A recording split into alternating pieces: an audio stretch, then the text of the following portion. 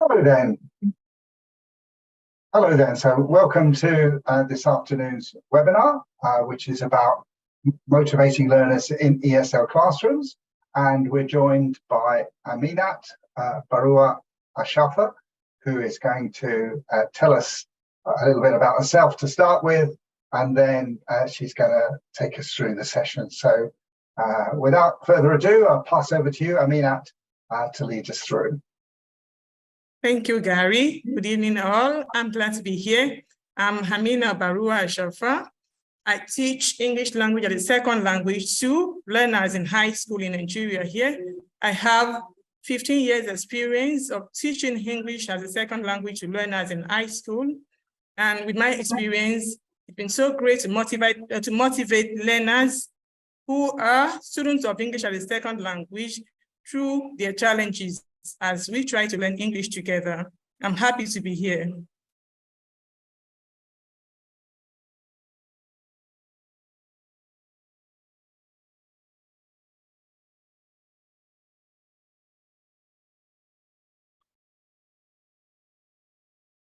So the objectives of our webinar, by the end of this webinar, participants should be able to identify and understand the challenges students commonly face in ESL classes, recognize key components of motivation in language learning, explore effective strategies to motivate learners in ESL classes, and more importantly, gain practical insights and examples of how to apply motivational techniques in the classroom.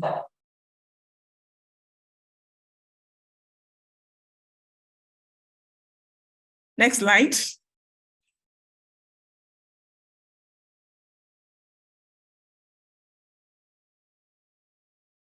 So very quickly, obviously, learners of English as a second language face challenges in ESL classes. I want you to, from your own experience, type in the chat box some challenges learners face in ESL classes. Very quickly, in the chat box, type in challenges learners face in ESL classes. Okay, let's see what you have there. Any idea of what challenges learners face in ESL classes? Okay, use the chat box.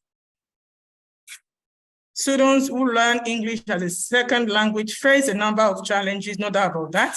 What are those challenges that are known to you? Sometimes for the messages to come through, even if people are typing, particularly on the phone. Okay.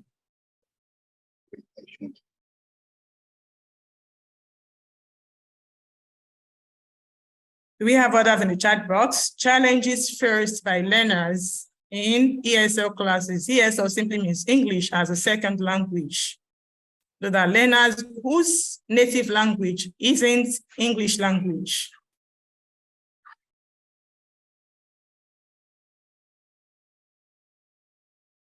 Okay, next slide, Gary. Let's see some of the challenges we have here. So the first one we have here is fear of making mistakes. And to me, this appears to be one of the biggest challenges learners of English as a second language face.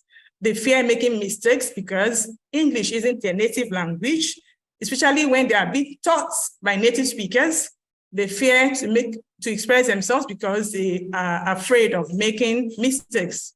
Then secondly, we have potential language barriers. Like I said earlier, English isn't their first native language, so there's always a barrier of moving from their native language to English. Because speaking in a second language is not just about writing and reading. You have to learn to think in that language, the target language is English language. So sometimes they face the challenge of potential language barrier where they would have to try to think in English language before they could express themselves in English language. And sometimes most of them do not actually think in English, and what they do is to first think in their own language and try to transliterate into the English language, which could cause a kind of setback to them. Then apart from that too, the desire to be adjust smart. Normally, when English is taught as a second language, It is not just a language or a subject. It goes beyond that. It serves as a service subject because other subjects are taught in English language. So it becomes a parameter for judging whether students are smart or not. So when such happens, the desire to be adjudged smart becomes a challenge to learners of English as a second language, which could lead to the first point we have raised, which is what? Fear. They fear to make mistakes because they want to be adjudged smart. So there is so much tension here on them in the classroom. Sometimes, even when they know answers, they find it so difficult to express themselves because they want to be adjudged smart. Fear of making mistakes, fear of failure. Then we have lack of perceived success. Sometimes when these learners make mistakes, when they make efforts, the assessment procedure adopted by the teacher could make them have what we call lack of perceived success. The grading system and other factors could make them feel their hands doing so fine, causing them a kind of demotivation. They get demotivated, and it makes teaching English as a second language not just difficult, but also making learning it as a second language difficult to these students, posing a lot of challenges to them. They get demotivated, and in this case, the teacher has to do a hard work to make them motivated. Next slide. Yeah, just to say that there are a couple of messages from people in the chat, but people are sending them directly to me. So okay, I'm just going to say to people, don't send them directly to me, send them to everyone so everyone can see them. So there's a couple of things here about using mother tongue, about pronunciation, so about not having the sounds of English in their native language. So people have contributed, but they're sending them directly to me. So please, people, don't send them directly to me, send them to everyone so that everyone can see it. So back over to you, Aminat. Okay, on those ones that were actually sent to you, Gary, I quite agree with them. These are some of all the other challenges learners of English as a second language truly face. Some of these sounds do not exist in their native language, and it becomes problematic for them to pronounce some sounds that are in the English language. Okay, so when all this happens, what happened? The teacher continues to spin his or her wheel, that is or she is not able to make so much progress. Teaching is not productive if all these challenges are not well managed. So here, and that's where motivation comes in. Everybody needs a degree of motivation to keep them moving. Motivation becomes a vital tool in the hands of the teacher of English as a second language if all these challenges have to be overcome. In other words, the teacher has the role of trying to help the learners in ESL classes to overcome all these challenges that we have mentioned, and those ones that have been sent in by participants. The onus is on the teacher to ensure it makes the class as motivating as possible, to make it as engaging as possible, to make it as creative as possible, to make the class fun, so that learners would not be demotivated, rather they would be motivated to learn English as a second language. Next slide. So we have here components of motivation. What are those things that have to be put together to have a motivating class, to make learning motivating for learners of ESL classes? What are those components, those items that are responsible that we could really put to place to make learning motivating to learners of English as a second language? So very quickly, type in your response into the chat box. Remember, don't send it to Gary personally, send it to everyone so we could see. So what are those components of motivation that you know, that you think we could use to motivate learners of English as a second language? The components of motivation.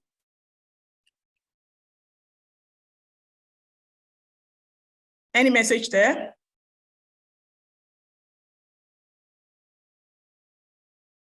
Not at the moment, no. But again, it takes a little time for people to type, maybe. Okay. So things are coming through now. So okay, I can see praises. Okay, praises. Okay, that's a form of motivation. Okay, praises. Okay. Praises. Okay, that's on the part of the teacher, I guess. When the teacher praises learners, they get to be motivated, I guess that's what she meant. Okay.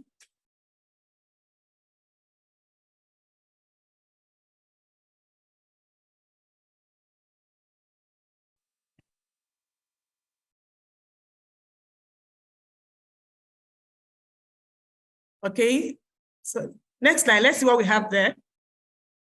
Okay. We have someone here. Okay, you're already here. Okay. Components of, okay, we have, how do you know if learners are motivated? How do you know that your learners are motivated? Here we have 4 items as identified by Palmer 2007. The first one is that they pay attention. When learners pay attention, it shows they are motivated. When learners aren't motivated, they do not pay attention. In other words, when they are motivated, they pay attention, okay? They would always ask questions and comments. So that's another one from H. Lawal. Thank you, Lawal. They will always ask questions and comments. It's one of the things we have here. They begin working on tasks immediately. Yes, they begin working on tasks immediately because they are able to pay attention. They get to understand instructions and they begin working on tasks immediately. Then the third one we have here, they ask questions and they volunteer answers. They ask questions, they try to clarify those things that are not so clear to them. Yes, okay, yes. Okay, they ask questions and volunteer answers. The volunteer answers when the teacher asks questions. They also ask questions to seek clarification on those things that are not so clear to them. Okay, and the first one here is that they appear to be happy and eager. It is only a motivated learner that can be happy and eager. So when learners are motivated, they appear to be happy and eager. So these are 4 things that could make you know that your learners are being motivated, according to Palmer 2007. Then from my own experience teaching English as a second language for over 15 years too, there are other similar things, pointers to the fact that learners are actually being motivated. Next slide. Okay, so here I have, they do not seek to distract others. Verily, when they are motivated, they pay attention. And it is only when they pay attention that they do not seek to distract others. But when they are not motivated, they obviously do not pay attention. And they might not just end at that. They might also try to distract others. Then the second one I have here is they are eager to submit assignments. When given assignment, because they are motivated, they know where they're going, they are encouraged, they are happy, they are eager to submit assignments. And the third one, they exhibit positive reactions to assessments. Remember, there are different types of assessment. Here we mean assessment for learning. That is, assessment as learning progresses. The teacher devises different means of assessing learners, different creative methods to assess them, and the learners in turn exhibit positive reactions towards assessments. And the last one here, they cooperate with the teacher and other learners. They participate and remain active throughout the entire lesson. They remain active throughout the lesson, in spite of the fact that students could have, or learners could have short attention span. When the teacher motivates them, they get back to work. They are remotivated and they cooperate, participate, and remain active throughout the entire lesson. Thank you. Next slide. Now back to components of motivation. When we are trying to motivate our learners, there are certain things we need to put in mind. That talking about motivation, motivation does not just end with the ability to arouse the interest of your learners. Sometimes you could begin by arousing their interest, but as learning progresses, some other factors set in and they become demotivated. So the onus is on the teacher to do what to motivate them again. So motivation does not end with just the ability to arouse the interest of the learners. It entails sustaining it until the end and making them look forward to another class with you. Not until you are able to do that, I'm afraid your learners aren't really so motivated. Then, unarguably, not a single component would be used to achieve things. A number of things have to be put together to achieve this, to arouse their interest, to sustain their interest, and to make them long for another lesson. So those three things are what a teacher of English as a second language should try to do when it comes to the issue of motivation. So what are those components that we're talking about here that have to be put in place, that have to be used to achieve this, to arouse their interest, to maintain, to sustain the interest, and to make them long for another lesson? What are those components? Okay. Next slide. So here are the components. Here I have 5 of them here. We have learners, we have teachers, lesson content, methodology, and the environment. Learners, teachers, lesson content, methodology, and the environment. So let me engage you a little bit. So out of all these 5 components, there's a background run from somewhere. Okay, thank you. Okay, out of all these 5 components, which one do you think is the most important when it comes to motivating learners of English as a second language? Is it the learners that is the most important factor, or the teachers, or the lesson content, methodology, or the environment? So very quick, let's have your view on this. Arrange them in order of importance. What do you think? Like, just like, for example, 3, 1, 2, 5, 4. If you choose, it means you're saying that the lesson content is the most important, followed by learners, teacher, environment, and then methodology. So let's have your opinion. Which one do you think is the most important? Arrange them in the order of importance. Yeah, in the chat box. Let's have that. Let's hear from you.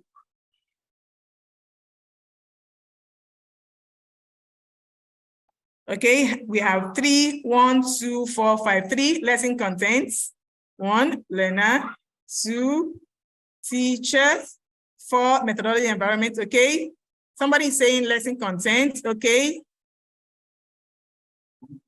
so which is the most important out of all these components? Which one? Okay, I have 4 methodology from Ezinne Chima. Thank you to everyone. Okay, 4 methodology, 5 environment. Okay, another person here. Now by London, okay.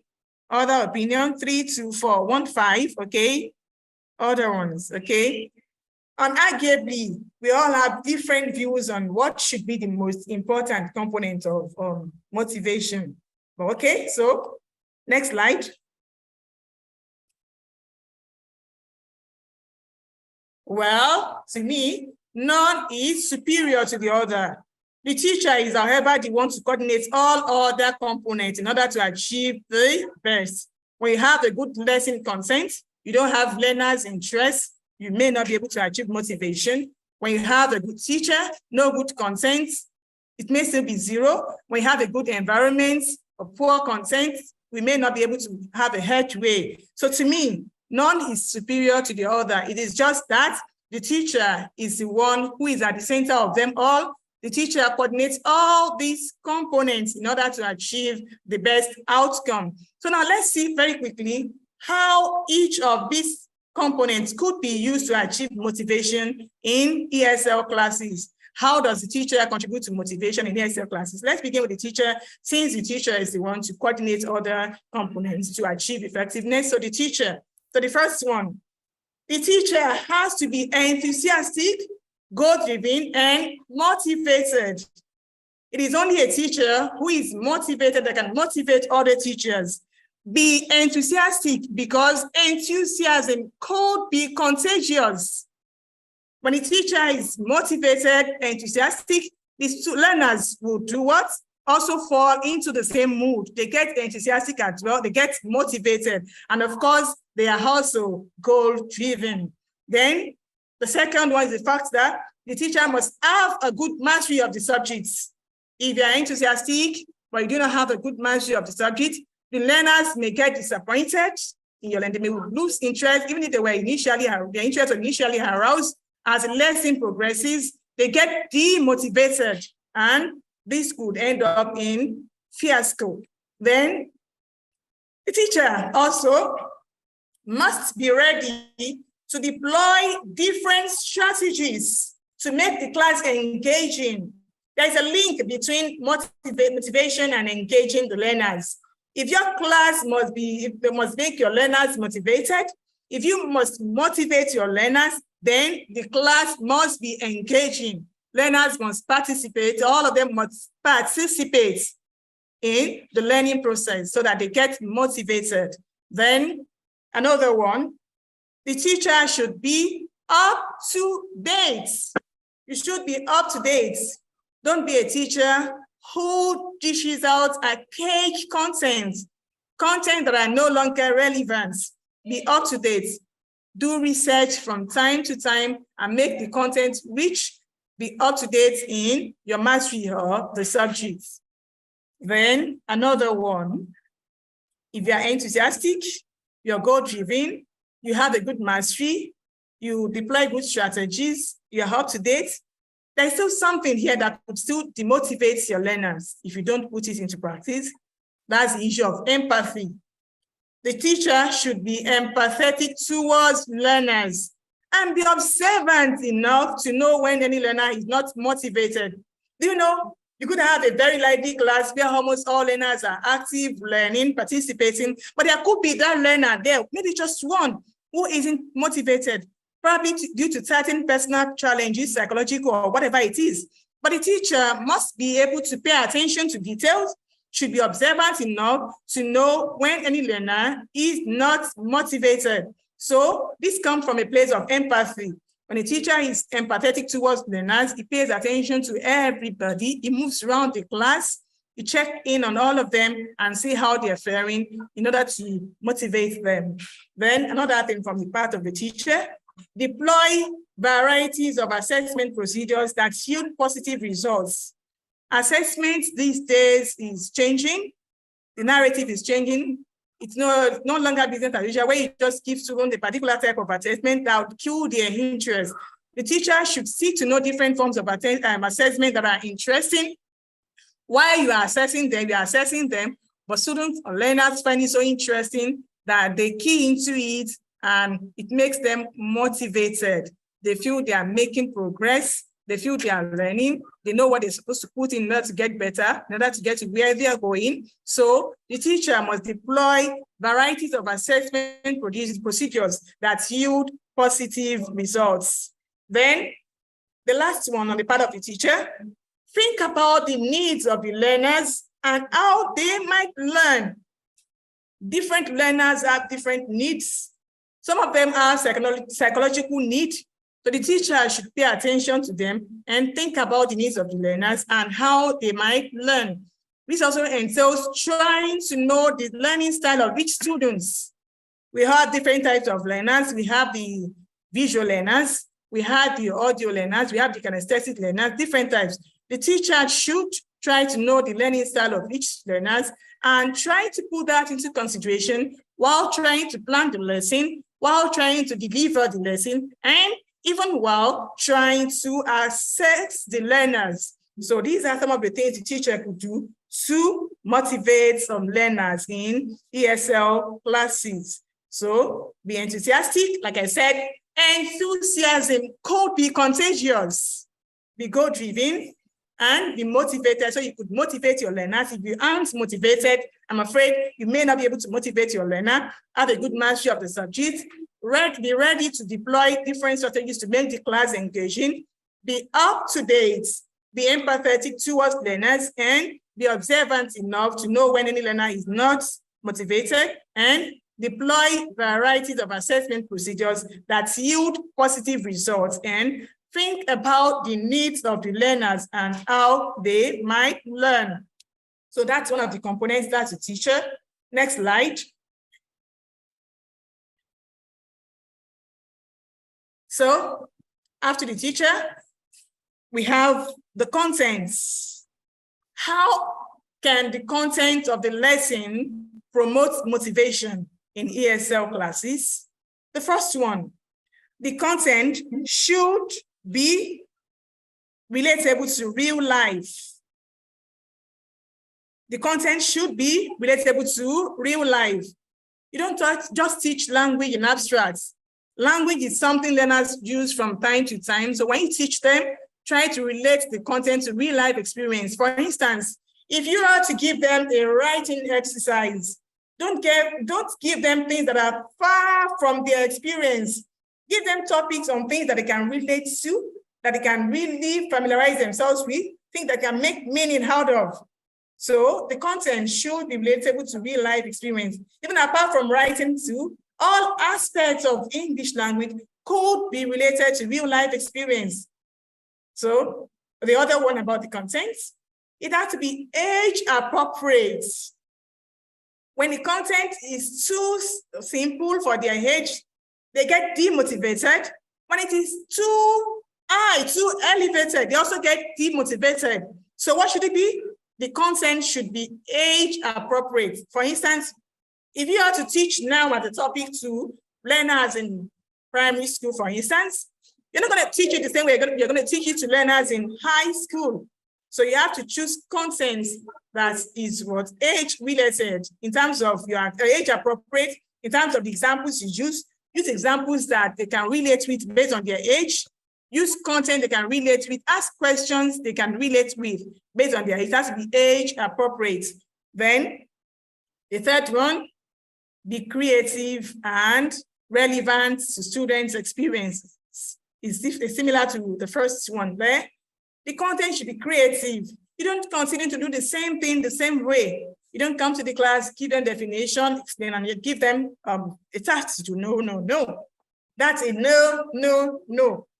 The content has to be creative, put a lot of beautiful touch into it in terms of the way they are packaged, use of the visuals, use visual aids that will make the content creative and relevant to the student's experience. And the last one here, in terms of the content, it also has to be up to date.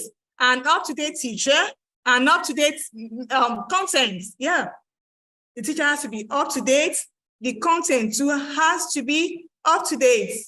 For instance, in teaching vowels, we know that sometimes we used to have just the monophthongs and the diphthongs.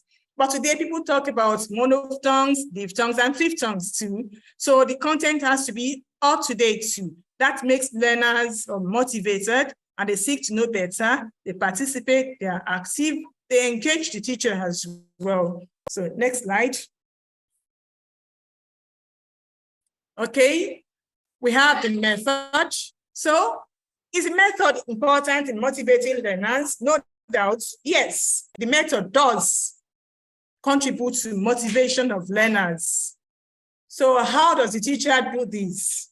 The first one, use diverse method, particularly an engaging style.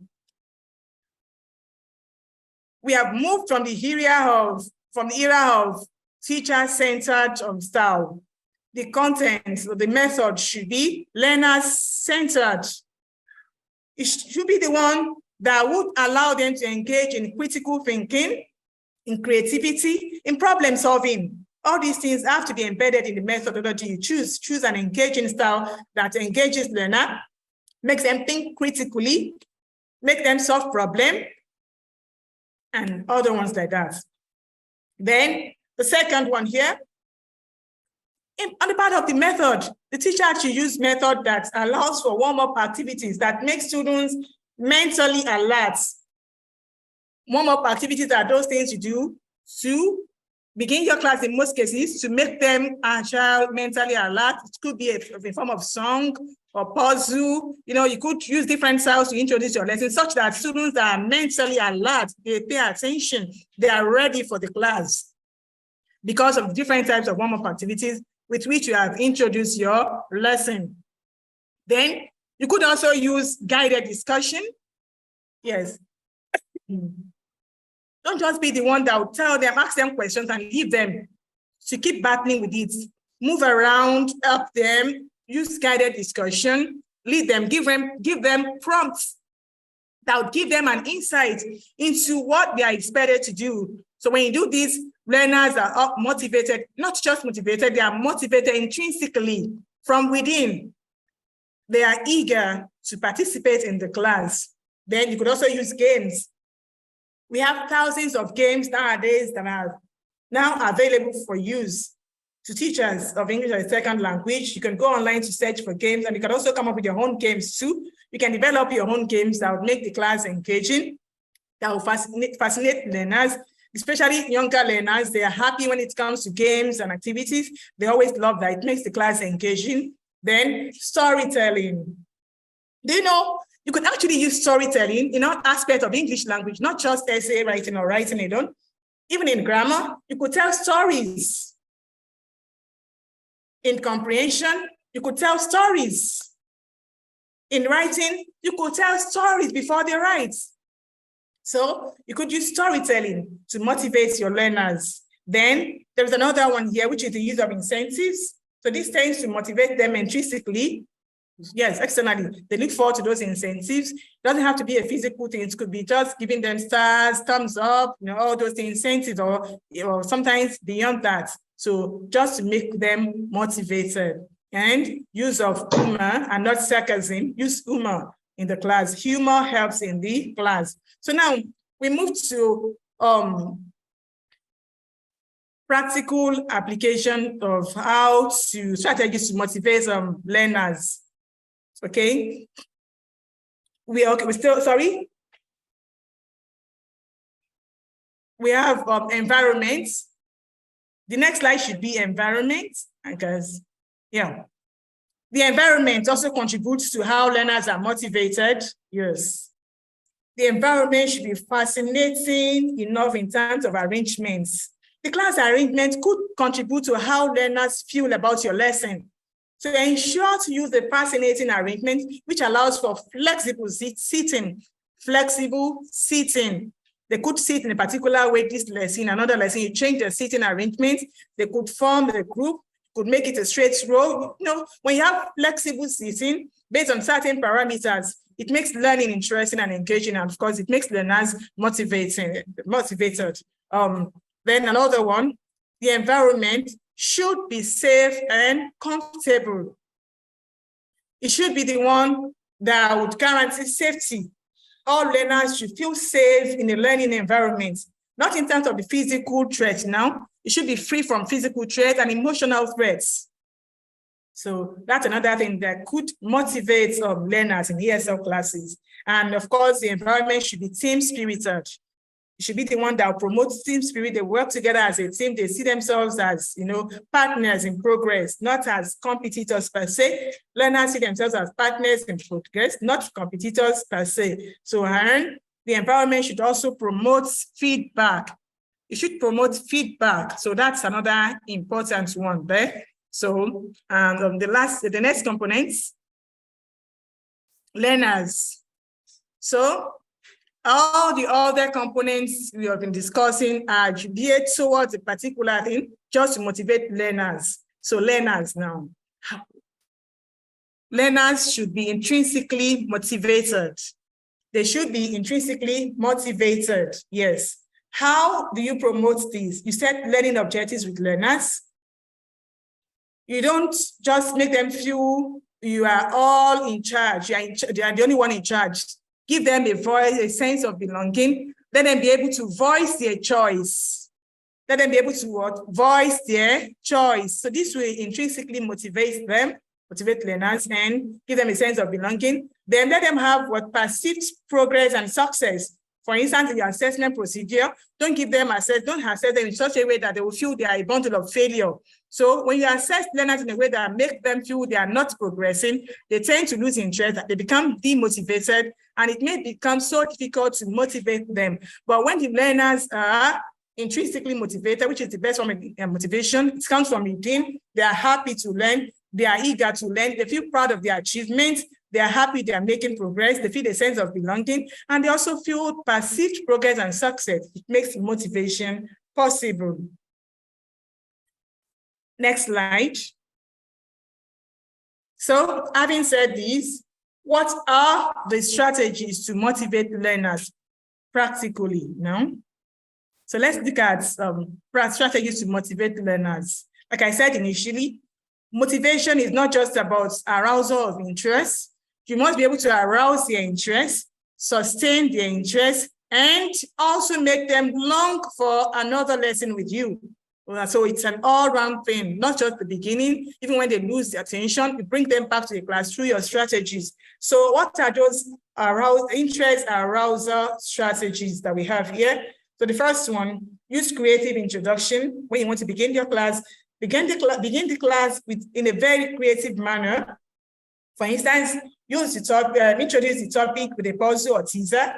You could have a puzzle that contains different parts of that topic and let them put together to really guess what we are going to be teaching them. So when they do this, they are mentally alert and they are ready to learn because they want to unravel the whole thing and know what exactly you have for them. Then use warmers and icebreakers. I mentioned something about warmers the other time. Icebreakers, let them try to relate with their mates and see how they do that in the process of learning. So it's part of it too. And of course, set learning objectives with learners. When you set objectives together, you are on the same page. They know where you're going. They are goal-driven too. You are not just the only one who is goal-driven. You are goal-driven. They are also goal-driven, and this promotes motivation in some way. So set your learning objectives with your learners. So, and like I mentioned, I keep mentioning this because this remains a very key factor in motivating learners. Exhibit enthusiasm. Exhibit enthusiasm. And I keep saying enthusiasm could be contagious. When you are enthusiastic, your learners to get enthusiastic too. So exhibit enthusiasm at the inception of the lesson just to arouse the interest of your learners. So we move to attention retention. Now, having aroused your interest as you progress, how do you sustain same? Next slide. So connecting language learning to students' interests. Yeah. As the lesson progresses, try to connect language learning to students' interests. It's a way of trying to let them voice their choice, like I mentioned earlier on. Of course, for instance, you want to teach on composition or essay writing, give them options. What should we write on today? Let them make suggestions. They'll make it a bit flexible. So when they choose things that are within their interest, they get motivated. They want to learn, they want to write, they want to participate, they will be active, they will remain attentive throughout the lesson. Even when they are trying to, maybe the attention is no longer there, they come back as soon as you relate it to something that is of interest to them. Then you could also set up healthy competition as learning progresses. Yes, when you teach a particular topic, for instance, you could assess them through competition. First row, second row, third row. We ask this question, ask that everybody is enthusiastic, everybody is in the spirit to answer questions, everybody wants to win, everybody wants to be a winner. At the end of it all, everybody is truly a winner, not just the students are winners, the teacher is also a winner. And of course, as you do this, remember to celebrate their success and their wins too, even the minutest wins that they may achieve. Then, in trying to retain the attention of the learners, it has been found out that the use of audiovisuals help a lot in retaining attention. So utilize technology and media resources that are capable of sustaining the attention of the learners. You could begin, and as you progress, lesson progresses, when you show things to them via audiovisual, their attention is sustained. They have a renewed interest in your lesson, and that's part of really a good way to motivate your learners. And the next one is promoting peer mentoring, group work, and project work. Here, sometimes learners feel more comfortable with their mates. So when you promote peer mentoring, you group them, let the peer mentor them, let them mentor one another. They have group, let them come together and do a project. All these things make them feel motivated. They want to be part of it. Everybody wants to contribute in one way or the other. And before you know it, you are able to retain their attention, bring them back to the classroom. Okay, next slide. So beyond lesson delivery, like I said, you should be able to arouse their interest, sustain the interest, and make them long for another class with you. So bearing this in mind, that when you arouse their interest, you sustain their interest, also trying to make them long for another class with you. So how do you achieve this actually? The first one is assessing learners with empathy. You don't just grade students and give them 0. It kills their spirits. You demoralize them, you demotivate them. But when you assess with a human face, with empathy, you are able to motivate them. They look forward to making further progress. That's it. They want to move from there to a better place in your next class. Then de-emphasizing grades and celebrating progress and achievements. As you assess your learners, de-emphasize grades, but you celebrate their progress and their achievements. Don't just emphasize grades, but emphasize all their successes, however little it may be. For instance, we ask them to write letters. Somebody who is able to write a very good address should be celebrated, not just one who is able to write a perfect letter. Ordinary address could be celebrated. Then the salutation and other things. So the emphasize grades and celebrate progress and achievements. And the third one here, beyond lesson delivery, because learning does not end in class. Sometimes we give them homework to make learning continue. And this could actually motivate or demotivate your learners. When you give homework that are cumbersome, learners might end up not looking forward to your class. But when your homework is creative, they are happy, eager to meet you again, to show you what they have done, what they have found out. And in the words of Uma, homework should not be humdrum. Homework shouldn't be humdrum. Yeah, it should be creative.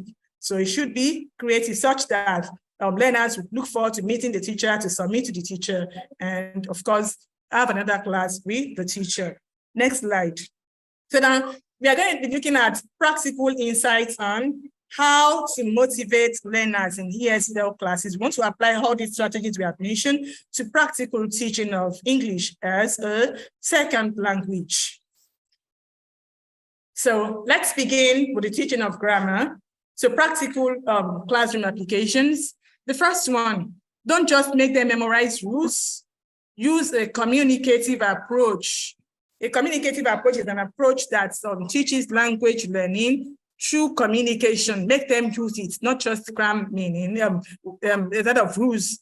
For instance, you want to teach question tags. You have negative question, negative statement, positive tag, positive statement, negative tag. So you don't just make them cram these rules, but how can you make it communicative? Okay, positive statement, negative tag. You ask them, we are learning, aren't we? Negative statement, positive tags. We are not demotivated, are we? You know, ask questions. He's writing, isn't he? Make it communicative. They are sitting together, aren't they? We did our homework yesterday, didn't we? You know, make it communicate. Let them use it in the class, let them help. Better still, ask a learner to come out to express himself or herself using all these rules in expression. So that's a communicative approach to learning. Let them use it to communicate. So you care to observe how they use these rules. And of course, another style is to put answers in crossword puzzles for learners. For instance, you want to teach synonyms and antonyms. Don't just give them synonyms and ask them to put antonyms. You could give them synonyms and put the antonyms in crossword puzzles for them. Let them find the antonym. When this is done, it becomes so interesting. They want to look for the synonyms in this. So it is just part of using the word games to teach grammar. And another one, you could use songs to teach grammar. I could remember I once taught grammar and I asked my students to compose certain songs. I used to them should compose songs using those elements that I've taught. And they came up with beautiful ideas, beautiful songs. Well rendered. Some people came up with rap, different ones based on their taste and interests. So when you use all these, we have online games, we have all these, you use songs to teach it. It makes it lively. Everybody is, the class is engaging and fun, and not just it is creative. Learners are motivated. They want to learn language. They see it as fun. They don't see it as a cumbersome thing. And of course, give lively tasks. So it entails all we have mentioned now. When your tasks are lively, learners tend to show interest. They want to learn. They want to be part of it. They are motivated. They want to continue the class with you. Next slide. So speech work. This is another aspect that poses a great challenge to learners of English as a second language, speech work. Like mentioned earlier on, some of the speech sounds of English do not exist in some people's language, while there are other speech sounds that exist in their language which cannot be found in the English language. When this happens, it creates a kind of barrier for students, a kind of setback. They are not sure whether they can actually thrive in speech work. So what do? The first one is to acknowledge cultural background differences. Acknowledge cultural background differences. When you do this, when you acknowledge that, they are aware the teacher is aware of the situation and they are ready to relearn and unlearn. So it motivates them. They want to learn and they want to relearn, okay? Also, encourage learners to speak out. Encourage them to speak. As since they are learning to speak, let them speak. And when they speak, make it fun and creative. Use the visuals. Let them listen to their own voices. To let them, when they speak, you record. Let them listen. You speak their record. It makes the class fun. They are willing to learn. When they pronounce sounds, let them produce the sounds. Produce yours. Let them listen. Record it. Play for them. Play. Let them produce their own. Compare. All those things to make the class fun and creative. So when you use all the visual material, it makes the class fun and creative. Then avoid excessive corrections. If you can do it, you can actually wait to the end of the expression before you correct them. Let them pronounce. But when you correct excessively from time to time, they get demotivated, they lose interest, they lose confidence in themselves, they feel they aren't learning, they feel they aren't making progress. But when you avoid excessive corrections, it allows for engagement. They are engaged. They want to, the class is engaging, they want to participate, they want to express themselves, they believe in themselves. And more importantly, they are intrinsically motivated because they believe they are making progress. They believe they aren't pronouncing the sounds well, fine, but there's room for improvement. They keep learning, relearning, and unlearning, then boost their confidence. All these things we have mentioned could help in boosting the confidence of ESL students, learners of English as a second language in the classroom. When you avoid excessive corrections, when you allow them to voice their choice, to express themselves, when it boosts their confidence. When you use creative ways, use of the visuals, let them talk, you record, they talk, you talk, make the class so fun-filled. When you do this, then it boosts their confidence and actually motivates them. So next slide. So writing. So how do you motivate learners of English as a second language to write? Like any other aspects of English, they could be demotivated if not well managed. Give age-appropriate tasks. In all aspects of English language, always try to give them age-appropriate tasks. Tasks that are not too simple, not too complex for their age. When you ask them to write, give them age-appropriate tasks. Then, don't be too quick to guide. When you're not too quick to guide, it gives them confidence. They believe they are moving, they are making progress, they will get there. So don't be too quick to guide, observe them first, and of course, tell them they can, encourage them, tell them they can, and allow for progression. Rome was not built in a day, obviously. So allow for progression. When they write, they get better as they do. You learn to write by writing, just as you learn to speak by speaking. So when they write, of course, correct them with empathy, allow for progression. Don't be too quick to guide, and you see that they will get motivated and would always be ready to participate in the class. Then celebrate learners' progress and achievements. When they write well, celebrate it. Give them a round of applause. Call somebody out to read what someone else has written and celebrate what they have written. When you celebrate learners' progress and achievement, they feel motivated. They feel they are moving, they are making progress, and they are eager to learn better and to stay with you throughout the lesson and process too. Then encourage peer assessment. Like I said, sometimes they feel comfortable with their peer. So when you encourage peer assessment, of course, you have to check what they have done. So they will compare, it motivates them, and they are on the same page with their peer. Then you can also use guided discussion when you want them to write, give them a discuss them, give them prompts, discuss with them. Okay, how did you spend the last holiday? Did you go anywhere? Was there anything interesting you were able to do?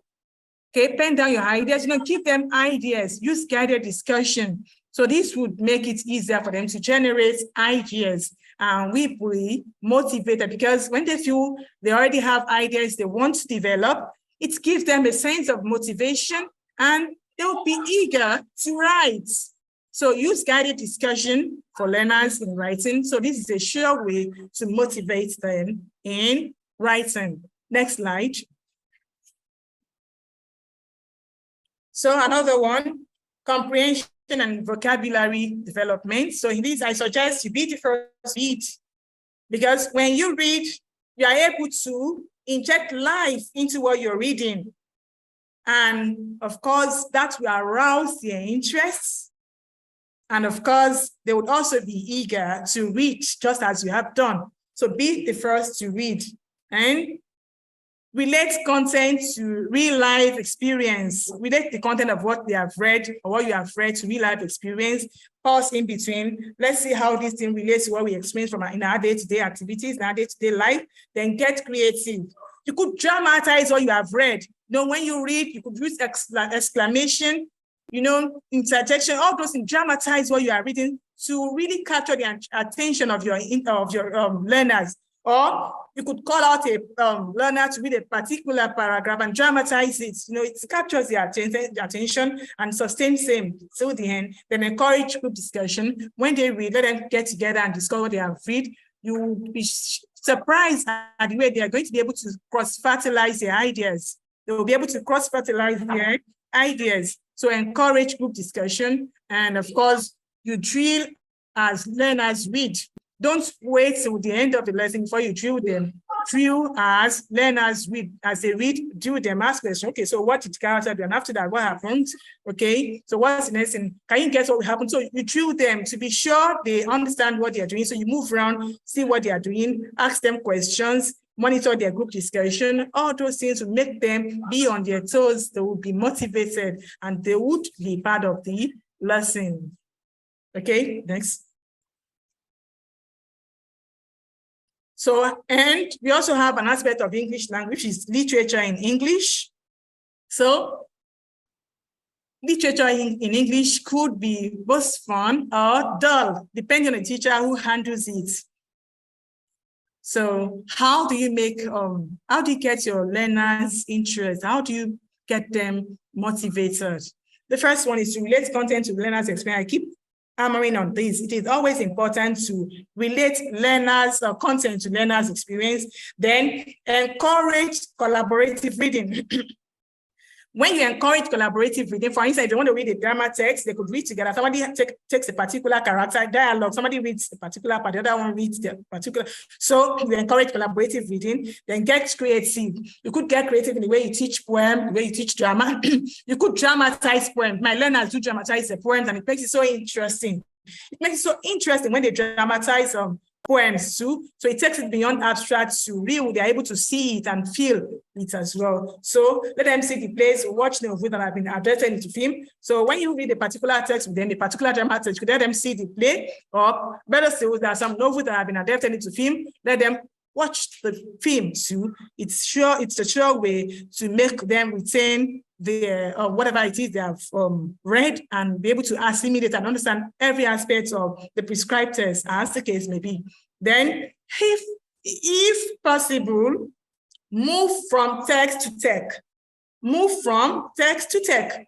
For example, after reading a particular text, you could ask them to make a video of a particular character. They'll be eager to do that and talk about the particular character, maybe on TikTok or any other means. So when you move from tech to tech, because we're in the tech age, so students tend to be fascinated with tech ideas. So when you do this, you are able to really motivate your learner. They want to read and be able to know about the character, so that they'll be able to make their own video. Then better still, or you give them a particular character, tell them to go and make a short video on that character to talk about the video and submit to you, probably via WhatsApp, Telegram, whatever other means you choose to.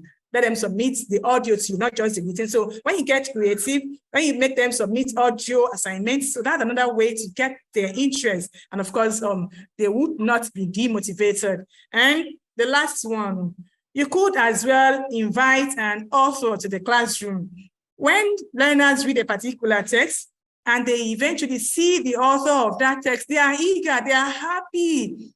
So invite an author to your class, let them ask questions. It may not even be the author of the particular text they have read, any author. So they are fascinated with the idea of writing. How did the author come about the idea of writing? How did he develop it? How did he go about it? They'll be able to ask questions, and that gets them fascinated, really.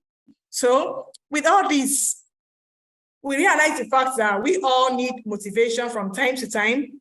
Language learning should not just be abstract, and it should not be boring. It should not be dull. It should be fun, creative, engaging, and enticing. So, and the only way through which this can be achieved is through motivation from time to time, from the stage of the arousal of interest to a retention of interest, and to making them long for another class with you. So this brings us to the final thing here, which is literature in English. So when we put all this together, we'll be able to not just make learners passive participants in the classroom. They will become active, and they will be motivated to learn English as a second language. So over to you now. How do you intend to practice all these to motivate your learners in your ESL classroom? So thank you for staying with us. Okay, thanks, Aminat, for your talk. That was very enlightening, lots of great ideas.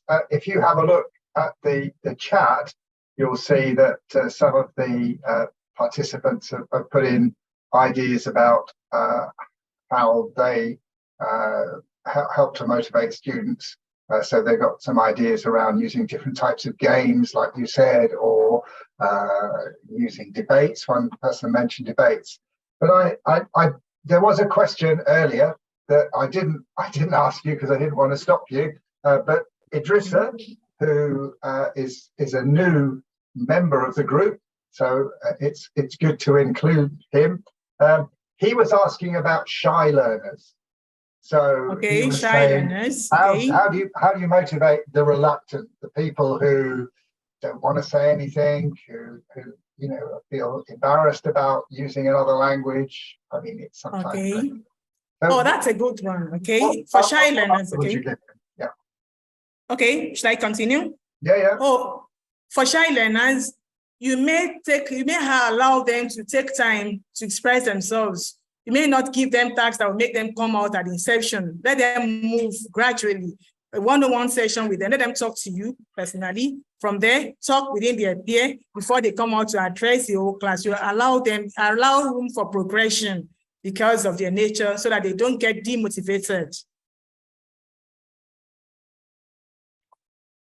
Okay, well, again, thank you very much. And thank you, guys. Just for the audience to say, and for you as well, with luck, we will encourage Aminat to come to our Friday discussion next week to see if people have any other questions, if you'd be willing to do that, Aminat.